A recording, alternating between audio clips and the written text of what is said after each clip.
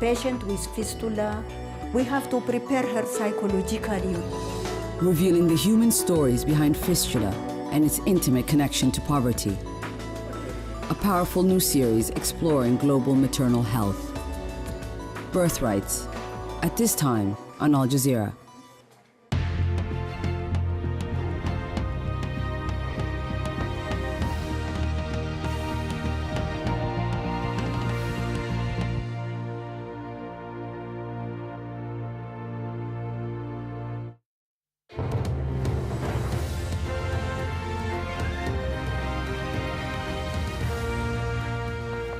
Welcome back. A reminder of the latest on the Libyan uprising. Forces loyal to Libyan leader Muammar Gaddafi continue to strike back hard against rebel positions.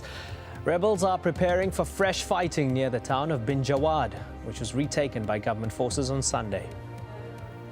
President Barack Obama says Washington and its allies are still considering a military response to the crisis in Libya. Gulf Arab leaders have called for a UN-enforced no-fly zone. AlJazeera has learned the British citizens released by Libyan rebels on Sunday were captured after an exchange of gunfire. 8 British nationals, including a diplomat and SAS members, were captured soon after they landed in eastern Libya. The incident has been a big embarrassment for the British government. AlJazeera's Alan Fisher has more on the fallout in London. Arriving back in Malta, the failed British Special Forces mission to Libya. In the UK Parliament, the Foreign Minister said it was all a misunderstanding. Last week, I authorised the dispatch of a small British diplomatic team to eastern Libya in uncertain circumstances which we judge required their protection, to build on these initial contacts and to assess the scope for closer diplomatic dialogue. I pay tribute to that team. They were withdrawn yesterday after a serious misunderstanding about their role, leading to their temporary detention. A helicopter carrying 6 Special Forces soldiers, an officer from the MI6 intelligence service, a spy by another name, and 1 diplomat landed in Salouche, several kilometres from Benghazi. With guns, explosives and fake passports in their bags, they were quickly detained by locals. 8 people were arrested, and it turned out that they carried British passports.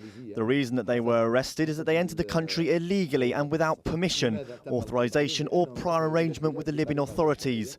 Libya is an independent nation. Therefore, our sovereignty and our borders should be respected by everybody. The UK's ambassador to Libya, currently in London, then had to call rebel leaders to explain what was going on, a conversation which surfaced on Libyan state TV. We try to interfere, saying those people are coming to helping us. Yes, Yes. Their idea is that they're a group who are just coming to find out where our mission will stay and how they will operate to do the logistics, and then we will send the officials in consultation with you next week. I think the intentions are perfectly fair. What they're trying to achieve is fine, but of course it is an embarrassment in the way it portrayed itself, first of all, to the rebels in the east, and secondly, actually, to the government in the west. We sort of lose face on both sides. This is a huge embarrassment for the British government. Special forces are highly regarded, but this is one incident that won't get a great write-up in their history. It's also a propaganda victory for Colonel Gaddafi and the Libyan government. He's been saying for a while that there are foreign influences among the protesters, that old colonial powers are desperate to get involved. Now he has something concrete to back that up. Alan Fisher, AlJazeera, outside the Libyan embassy in London. The White House has lifted a suspension on military trials at Guantanamo Bay. According to a statement from the U.S. government, military commission trials will resume and detainees will have the right to periodic reviews of their cases. The White House is reserving the right to prosecute detainees in U.S. federal courts. Legal rights groups have condemned the use of military tribunals at Guantanamo prison as a violation of human rights. President Obama froze them after taking office in 2009. Shia Muslim protesters in Bahrain are turning some of their anger against the United States. In their latest demonstration, around 200 protesters rallied outside the U.S. embassy, calling for Washington to stop backing the monarchy. Protesters have been camping at Manama's Pearl Roundabout since last month, but their stand has won only minor concessions. We want America not to get involved. We can overthrow this regime. We can. The people of Bahrain is strong, just like the people of Egypt. All we want is for America not to support the dictatorship in Bahrain, because people here, they're going to have to sacrifice so much more if the Americans decide to support the regime. There have been riots in one of Yemen's biggest prisons. Police fired tear gas after inmates started chanting anti-government slogans. Officials are denying reports that some prisoners were injured. Security has now been beefed up at the site. Sultan Qaboos of Oman has ordered a major cabinet reshuffle after weeks of anti-government protests in the strategic Gulf state.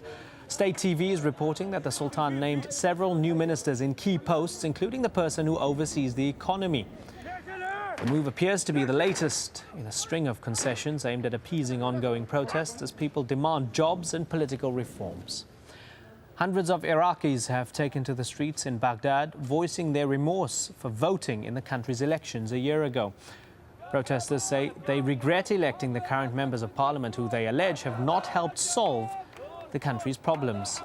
Iraqis have been demonstrating since last month against widespread corruption, unemployment and poor public services. Prime Minister Noor al-Maliki recently gave his ministers 100 days to improve their performance or risk being fired.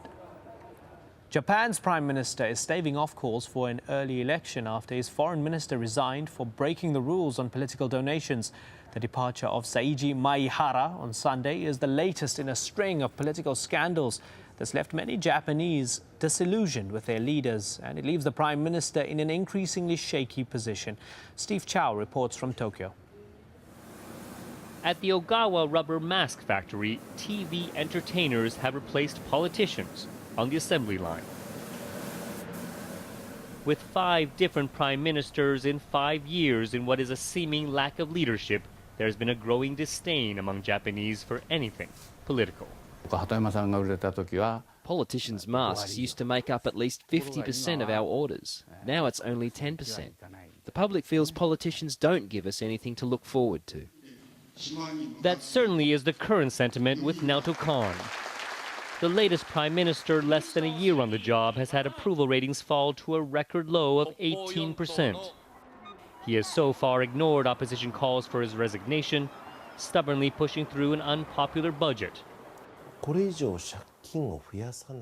We need to establish a fiscal policy that does not increase the debt. The hope people had for Khan and his party has changed to disappointment, despair and now anger.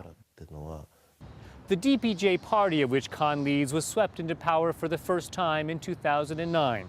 Back then, the majority believed its promises of changing the way politics was run here, that politicians could be less about politicking and more about representing the people.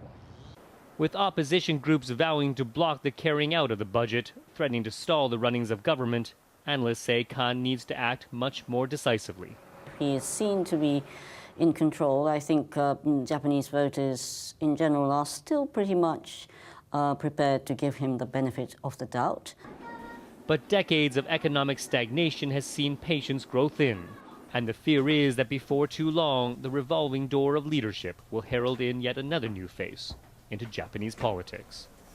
Steve Chow, AlJazeera, Tokyo.